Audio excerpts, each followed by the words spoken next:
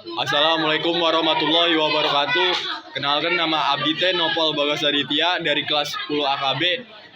Ingin maca diantara tentang etika. Etika teh mangrupa bagian penting dina kahirupan urang sapopo. Dina budaya Sunda teh saukur ngeunaan rasa hormat jeung nyarita ka sesama make basa anu merenah henteu nyakitkeun. Etika oge kancida pentingna dina paripolah. Urang kudu apal kana waktu ngeujeunnan batur, teu nyelak obrolan, sarta ulah sakapeung ngalakukeun hal anu matak karasa goreng ka batur. Di sakola, di imah, komo dina media sosial oge.